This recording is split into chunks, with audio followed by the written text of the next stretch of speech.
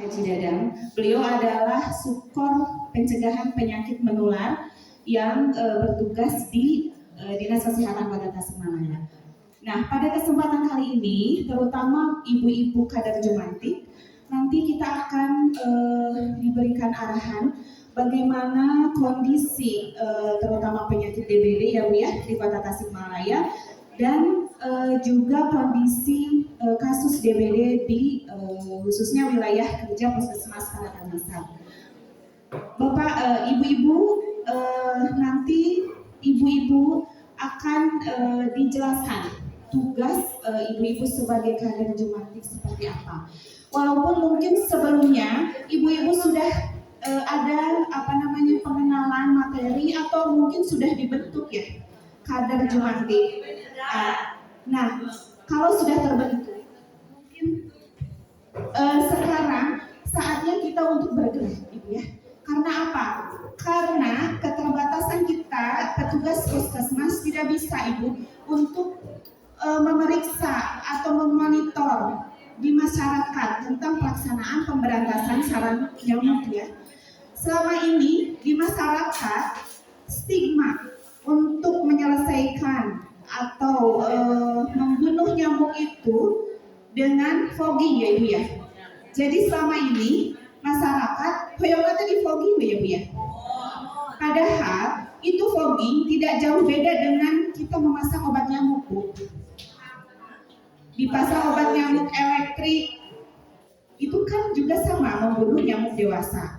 Kemarin sudah dijelaskan ya pada saat lokal karet tribulanan dengan Pak Camat, Pak Lurah, kemudian dari perwakilan RW. Sama-sama kita sudah berkomitmen ya Bu ya untuk melaksanakan gerakan PSN secara rutin dan benar gitu ya Bu ya. Jangan hanya kegiatan jumsih itu bebersih biasa Bu, ngoren atau kebersihan solokan, tapi PSN yang 3M-nya itu tidak dilaksanakan gitu ya Bu ya. Jadi kita titik beratkan kepada 3M. Apa Ibu 3M? Masih ingat? Menguras apa? Menguras tempat penampungan. Mengubur apa? Barang-barang bekas ya yang tidak bisa didaur ulang atau yang tidak bisa digunakan ya. Seperti apa Bu? Kaleng ya. Itu tempat sama juga tempat-tempat penampungan air. Kemudian menutup. Menutup juga sama menutup tempat-tempat penampungan air. Karena tadi juga sudah dijelaskan sama Pak Kapus Selintas ya. Itu nyamuk itu dari telur sampai dewasa itu berapa lama waktu itunya? 10 hari ya Bu ya, 10 sampai 12 hari kalau nggak salah ya. Nah, siklus itu Ibu kita potong ya Bu ya, dari telur menjadi jentik. Nah, jadi PSN itu kita untuk membunuh apa Bu? Membunuh jentiknya sebelum menjadi dewasa. Nah, pada nyamuk fogging itu Bu hanya untuk membunuh nyamuk dewasanya saja. Ke rumah Ibu di fogging teh menibara rau, nyamuknya rujit, bau, engap, kena barang-barang di rumah oke kan sama ya Bu ya, nara nempel. Nah, mohon Ibu dijelaskan ke masyarakat ya Ibu-ibu ya, bahwa fogging itu bukan cara yang efektif untuk memberantas nyamuk Aedes aegypti ya. Resiko di samping dia tadi bau, kotor, rujit, dan sebagainya gitu Bu ya.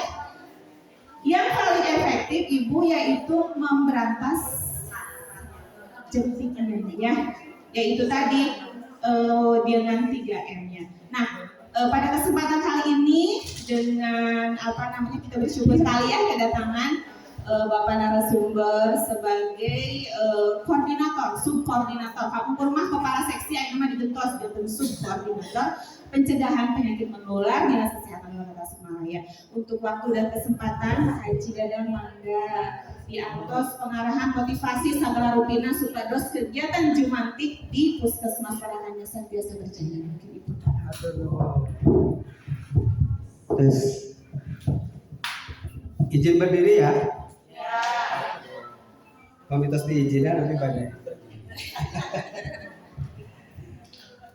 Abdi teh ada bingung nama teh, aya nu ungu, aya nu koneng non bentena. Kelurahan. Anu ungu kelurahan mana? Anu koneng? Budak kelurahan. Kalau saya mengatakan selamat pagi, yang ungu yang tepuk. Kalau selamat siang, yang kuning yang tepuk tangan. Kalau selamat malam, semuanya tepuk tangan. Oke. Belum berkenalan ya? Terus panjang mana ini sampai? Tapi bagus. Oke, kita mulai ya. Terus selamat malam. Sekali lagi, selamat malam. Ayo kita kasih keprok. Kira-kira kita kasih keprok di mana? Ayo, kira-kira kita kasih keprok di mana? Salah ya. Bahasa Sundanya tepuk tangan apa? Salah. Emprak. Emprak sedayana. Harus ya. Jadi bukan tepuk tangan, bukan. Tapi nu aslinya mah emprak. Emprak bahasa Sunda. Jadi yang tidak baju ungu dan yang tidak baju kuning, selain baju ungu, selain baju kuning, tepuk tangannya selamat malam ya. Jadi ada 3. Ulangi, selamat pagi, selamat siang, selamat malam, selamat malam. Nah, selamat malam itu yang tidak baju ungu dan tidak baju kuning. Oke. Ulangi ya. Konsentrasi. Selamat pagi. Selamat malam.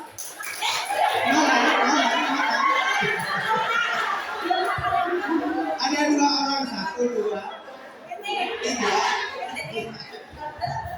Sekali lagi biar konsentrasi. Kopi kati balik di konsentrasi. Oke. Selamat malam. Betul.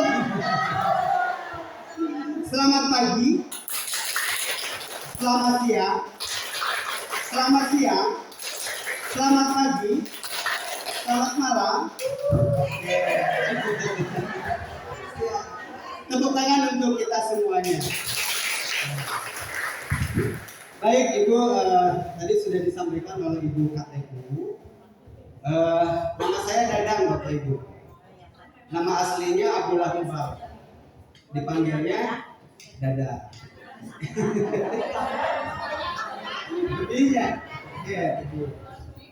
Kebetulan saya sudah 3 tahun lebih mendapatkan tugas dari Pak Wali itu untuk menjadi koordinator pencegahan dan pengendalian penyakit menular.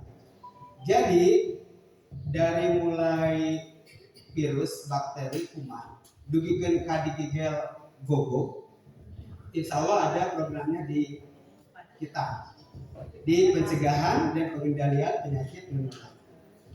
Termasuk di dalamnya ada nama lendir. Lendir. Tadi sudah disampaikan ada nyamuk, namanya nyamuk Aedes aegypti. Oke. Ngan ukur digagel nyamuk, tapi bisa menimbulkan kematian. Ibu sering mendengar kata-kata DBD ya. Jadi penyakit DBD. Nah, berbicara dengan penyakit DBD itu ada 4. Yang pertama, DBD itu penyakit yang berbasis lingkungan. Yang kedua, DBD itu penyakit yang bisa menjadi KLB atau kejadian luar biasa. Yang ketiga, DBD itu bisa menimbulkan kematian. Yang keempat, DBD itu paling mudah dikendalikan. Makanya di kita ada pencegahan dan pengendalian, atau sering dikenal dengan istilah P2 DBD, pencegahan dan pengendalian DBD. Nah, kita bahas satu-satu Bapak Ibu. Ada Bapak Ibu nggak? Abdul ya. Oke, yang pertama tadi apa Bu? Nah, kira-kira siapa di antara ibu-ibu yang bisa menjelaskan bahwa DBD itu penyakit yang berbasis lingkungan? Ada 20.000 bagi ibu yang bisa menjawab. Oke, 20.000. Oke, 20.000 atau mau 5.000? Yang bisa menjawab silakan ambil 20.000 nanti di akhir acara ke Ibu Lina. Nanti uangnya saya titipkan Ibu Lina. Ayo Ibu ke depan. Ke depan. Tepuk tangan untuk yang kuning. Oke. Kenapa DBD itu dikatakan sebagai penyakit yang berbasis lingkungan? Enggak. Kenalkan dulu namanya siapa? Assalamualaikum warahmatullahi wabarakatuh. Waalaikumsalam. Nama Abi Ibu Ina Rusliana, terus pada kenal pangatannya. Kenapa berbasis lingkungan? Karena sumber penyakitnya ada di lingkungan kita. Misalkan di penampungan air, di bak mandi, terus di belakang kulkas, terus di dispenser yang sering diabaikan sama kita di rumah kita gitu ya. Terus di lingkungan di halaman rumah misalkan ada bekas kaleng, bekas botol aqua. Bekas kaleng atau kaleng bekas? Kaleng bekas. Kaleng bekas. Kaleng bekas yang biasanya kan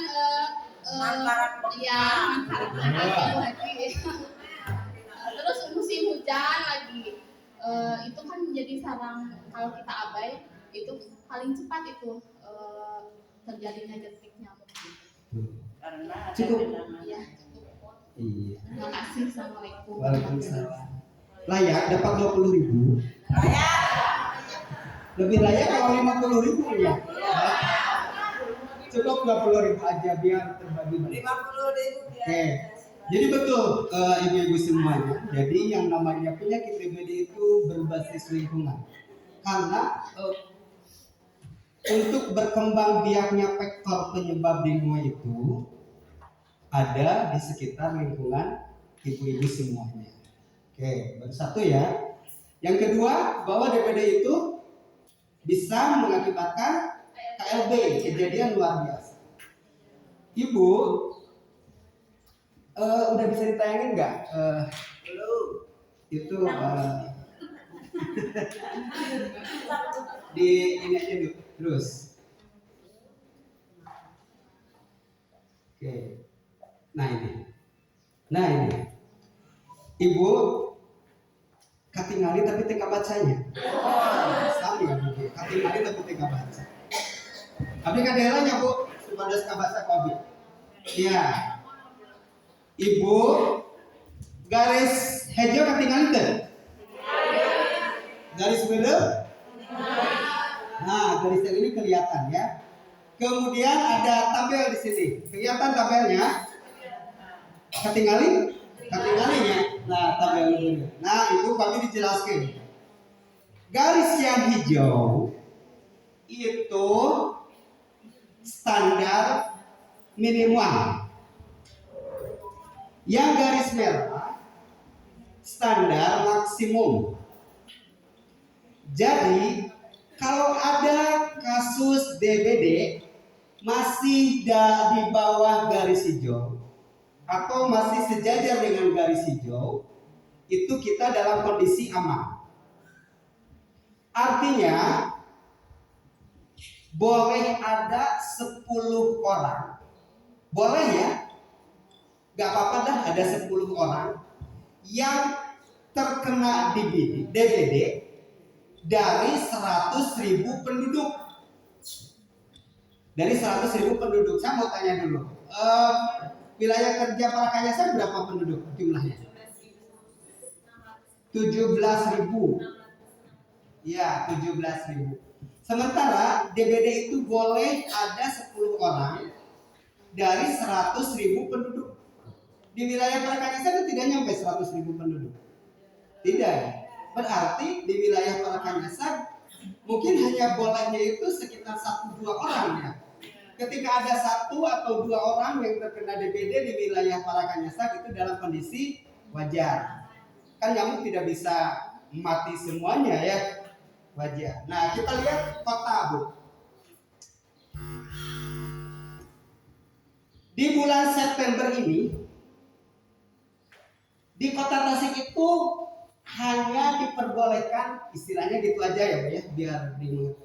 Hanya diperbolehkan ada 10 kasus tingkat kota ya Bu. Sekota Tasik menurut perhitungan dari WHO hanya boleh ada yang sakit DBD itu 10 orang di bulan September. Nyatanya sekarang tanggal berapa itu? 16. Kita sudah di posisi 57. Artinya kita dalam kondisi waspada. Ketika akhir September nanti melebihi 74, Ibu jadi gini, aman di angka 10. Waspada kalau sudah mencapai 74 kasus.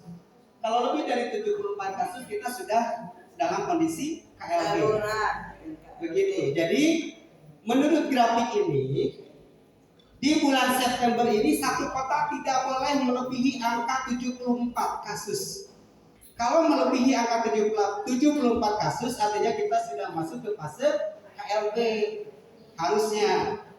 Nah, sekarang kita 57, padahal kita berapa hari lagi ke akhir September? Ya, mudah-mudahan. Soalnya di bulan Agustus saja kita itu diperbolehkan maksimal kasus di 135. Kenyataannya kita di kasus 159. Begitu Ibu. Nanti yang paling ngeri di bulan apa? Di bulan November. Hasil riset dari WHO itu kota Tasik hanya boleh ada 1 kasus DBD di bulan apa? Di bulan November. Nanti kita nggak tahu kenyataannya berapa. Oke. Baik, ke atas dulu. Iya, jadi dalam kondisi aman ketika satu kota itu hanya ada 10 orang yang terkena DBD per 100.000 penduduk. Nah, kalau 100.000 penduduk itu ternyata ada 10 orang nih yang sakit dan wajar gitu ya. Oke. Nah, yang kedua itu ya Bu, bisa mengakibatkan KLB. Yang ketiga apa? Bisa menimbulkan kematian. Kita lihat data kematian. Ibu, dari Januari sampai Agustus kematian kita sudah 23. Sementara ini kematian ya. Nah ini dilihat dari 2000, udah ada yang barusan.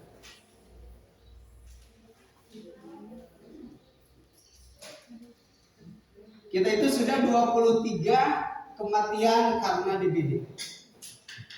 Kematian di Kota Tasikmalaya itu di kementerian warnanya bukan merah lagi, sudah hitam.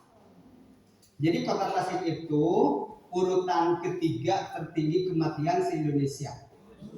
Setelah 2 tahun berturut-turut Kota Tasik angka kematiannya tertinggi di se-Indonesia plus ada se-Jawa Barat. Se-Jawa Barat udah pasti ya. se-Indonesia. Kemudian secara lonjakan kasus epidemiologi 2020-2021, Kota Tasik itu lonjakan kasusnya itu tertinggi se-Indonesia. Sampai-sampai Kementerian Kesehatan itu di 2020 terjun langsung Ibu ke Kota Tasik untuk mengetahui kunaon sih di Kota Tasik kematiannya sampai tinggi. Ada apa sih di Kota Tasik sampai kasusnya banyak sekali. Jorok kali banyak. Betul Ibu, nanti kita berbicara tentang jorok ya. Oke, jadi kematian kita itu sampai bulan Agustus ada 23. Yang paling mengerikan itu kematiannya itu usia 2 tahun sampai usia 14 tahun. Kebayang tuh Bu, anak SD kelas 1, anak SMP yang baru mau masuk, anak SD kelas 5, kelas 6. Tidak akan digegedengit, tapi bisa menimbulkan kematian. Ya, dari 23 itu 20 diantaranya anak usia 2 sampai 14 tahun. Yang 3 orang siapa? Ibu hamil 1, ibu nifas 1, dan 1 lagi ibu-ibu biasa umur 32 tahun tidak sedang hamil dan tidak sedang nifas. Nah, ibu hamil yang meninggal itu setiap tahun ada ibu. Tahun 2018 2 anak, 2020 2 orang, 2002 hiji, 2022 1 ibu hamil. Pada saat hamil 7 bulan, kebayang nggak Bu? Ibu hamil anak pertama, rata-rata itu anak pertama, semua anak pertama yang meninggal. Hamil 7 bulan DBD meninggal. Yang paling mengerikan lagi ibu nifas Ibu. Jadi dia itu belum waktunya melahirkan. Biasanya melahirkan dalam minggu keberapa berbeda.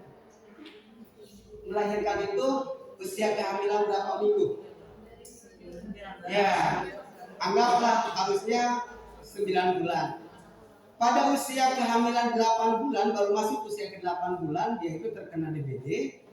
Dan efeknya itu ada, ini spesialis yang harus menyampaikan. Tapi secara kasar ada kontraksi, sehingga dia terpaksa untuk melahirkan. Dan ternyata karena virus dengue itu bisa darah itu jadi encer gitu Bu, istilahnya seperti gitu. Jadi dia melahirkan belum pada waktunya, 4 jam setelah melahirkan pendarahan dan meninggal. 4 jam kemudian bayinya ikut, dan ternyata bayinya itu juga sudah positif dengue. Padahal Ibu itu teh anak satu-satunya dari si ibu. Jadi udah aja selesainya. Keturunannya meninggal, terus bayinya juga ikut meninggal. Jadi udah selesai keturunan si ibu. Kan sayang sekali. Nah itu yang bisa menyebabkan kematian. Kenapa sekarang banyak menimpa pada anak-anak usia 2 sampai 14 tahun? Hasil dari kajian kementerian kemarin, ternyata kematian itu 80% dikarenakan apa? Keterlambatan penanganan. Kenapa terlambat penanganan? Kira-kira ada yang bisa menjelaskan? 20.000 lagi. Kenapa saya menyampaikan bahwa hasil riset dari kementerian itu terjadi karena keterlambatan penanganan, sehingga terjadi kematian pada kasus DBD untuk anak usia 2 tahun sampai 14 tahun. Kira-kira siapa yang mau menjelaskan? Berbagi cerita, kira-kira kenapa tuh ada keterlambatan? 20.000, nggak apa-apa, bukan membaca Al-Quran. Harusnya hari itu ke dimantik. Kasihan. Boleh Bu Haji berbagi pengetahuan, nggak apa-apa. Salah nggak apa-apa. Mungkin terlambat itu karena jauh dari rumah ke rumah sakit. Betul. Atau mungkin tidak ada uang, Iya. transportasi. Iya. Mungkin gitu ya. Iya. Karena saya belum pernah Iya, iya. Jadi menurut Ibu Haji siapa namanya? Ibu Haji One. Keterlambatan itu karena faktor transportasi. Ya. Yang kedua mungkin faktor keuangan. ekonomi, karena orang tuanya perlu mikir heula ini perlu dibawa ke dokter. Iya, itu salah satu penyebabnya Ibu. Jadi Ibu, Dan kurang saya sampaikan dulu ya. Ada pertanyaan dulu. Virusnya apa tuh? Virus yang menyebabkan DBD itu apa? Virus apa namanya? Kalau nyamuknya Aedes aegypti. Virusnya apa? Dengue. Anu gampil lah, dengue lah ya.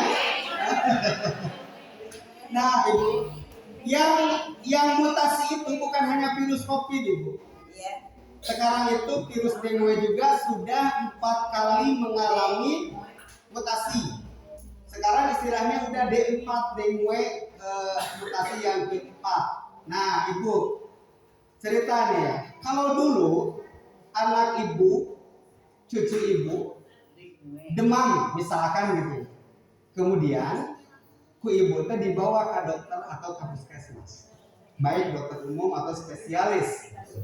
Biasanya ku dokter itu sambil pasien obat turun panas ya Bu.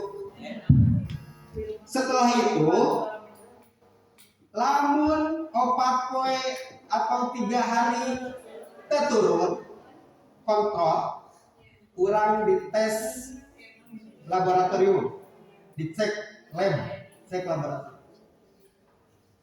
Itu dulu ya Bu. Karena apa? Yang namanya virus dengue itu baru memberikan efek infeksinya itu setelah 4 atau 5 hari. Lamun ayeuna mah henteu kitu. Baru setengah hari, baru 6 jam atau 12 jam, apalagi 24 jam. Lamun betul-betul itu terinfeksi virus dengue, terus langsung kedeteksi ini.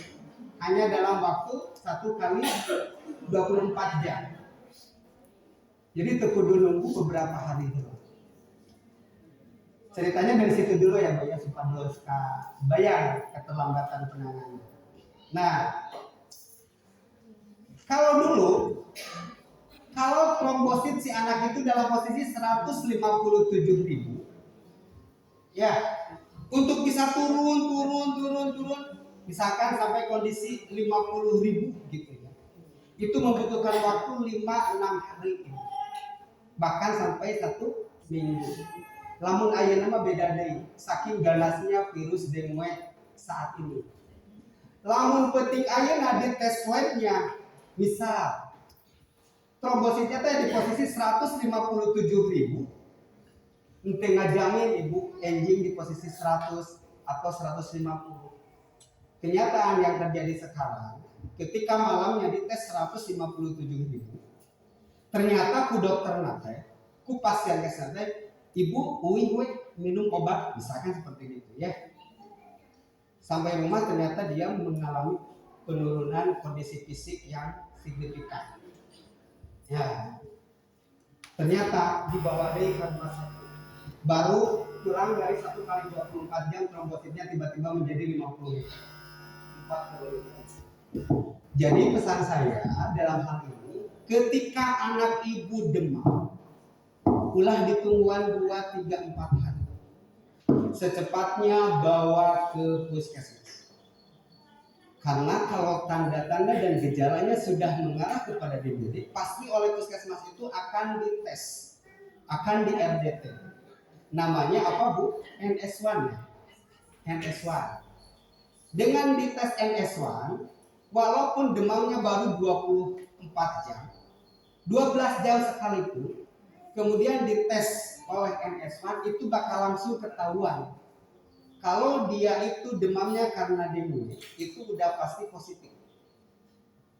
Walaupun ketika dites laboratorium trombositnya diketahui masih 175, 180, bahkan 200, itu untuk saat ini harus segera dilakukan tindakan. Tindakannya apa? Harus mendapatkan asupan cairan yang cukup. Nah, kenapa keterlambatan? Kadang-kadang mereka itu di hari kedua, hari ketiga, kan seperti istilahnya. Padahal itu kan turunnya bukan sembuh, itu justru lagi kondisi kritis. Ya, alhamdulillah tos. Nah, begitu Bapak Ibu. Jadi ketika dikatakan oleh puskesmas itu, Ibu ini DBD, buktinya apa? NS1 positif.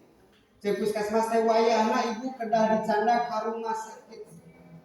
Ternyata ibu-ibu itu tidak mau di anaknya dibawa ke rumah sakit.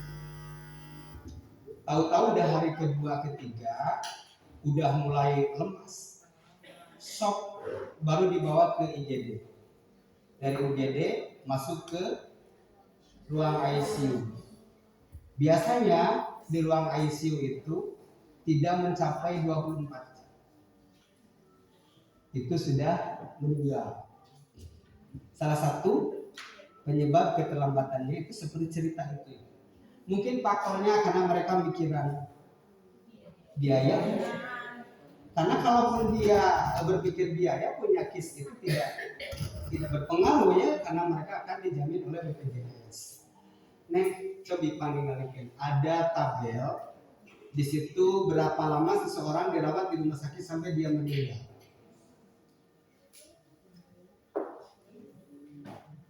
Oh, enggak ada ya? Terus.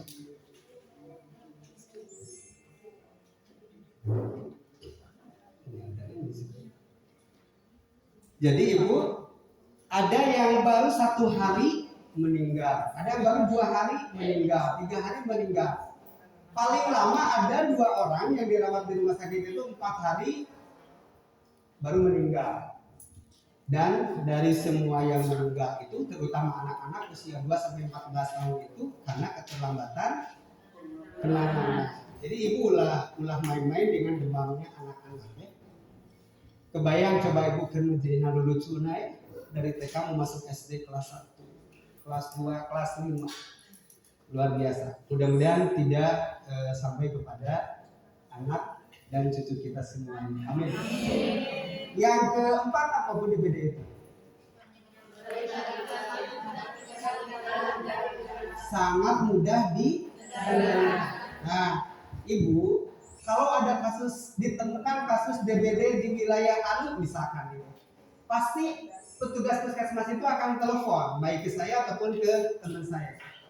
Ketika mendengar, Pak, atas nama si Anu umur 1,5 tahun sekarang dirawat di rumah sakit Anu, RT sekian, RW sekian, kelurahan sekian gitu ya. Pasti di otak Abdi dan teman saya itu betapa di wilayah itu jorok Ibu. Betapa di wilayah itu masyarakat nate malah.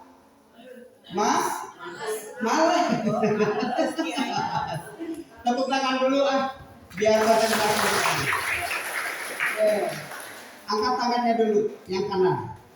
Diremas-remas 1, 2, 3, 4, 5, 6, 7, 8. Sebelahnya lagi 1, 2, 3, 4, 5, 6, 7, 8. Mangga emprak. Oke. Ibu empraknya sana sendiri. Jadi emprak jari kelinci sama kelinci ketemu.